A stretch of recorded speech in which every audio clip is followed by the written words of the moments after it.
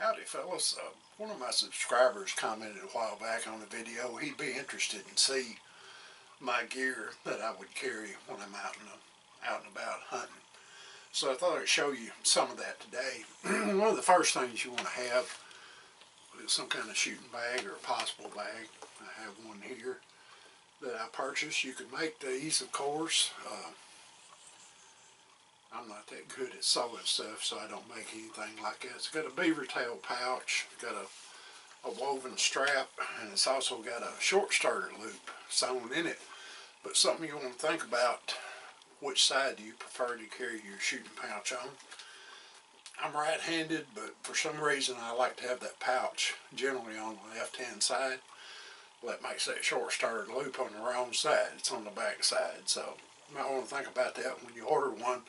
I'd like to get to the point where I could comb my barrels so I didn't have to worry about that, but for the current time I don't have anything like that.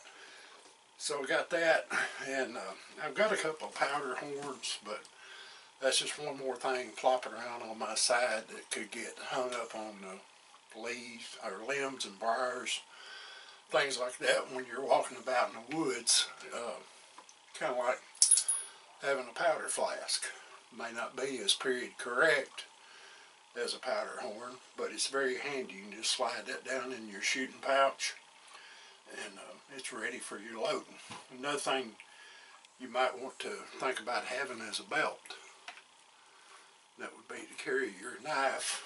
And some of my favorite knives that I have is just like this old hickory 5.5 inch hunter that you can't get anymore, that I took the scales off and rescaled it in curly maple. And also, I'm kind of knife poor around here anyway, since I got to making them.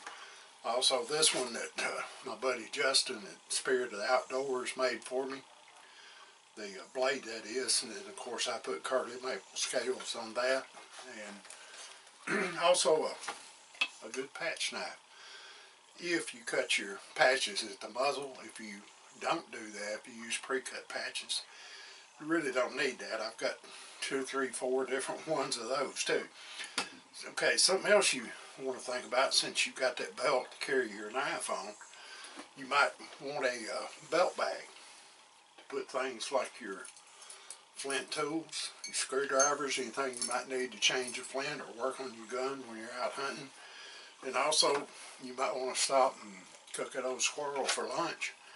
You put your fire kit in there, your flint and steel, and your char cloth, and anything else that you don't want inside your bag in your way when you're reaching there to get your ball and patches out to load your gun.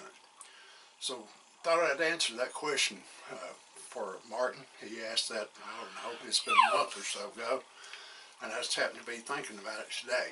Another thing I want to do is give a shout out to Florida Cracker Outdoors. He mentioned me on his channel the other day, and if you like plain, simple channels and not a lot of food for all, music and carrying on going on in the background, he's got a really good channel, so you might want to give him a look, like and subscribe. He could use the subscribers.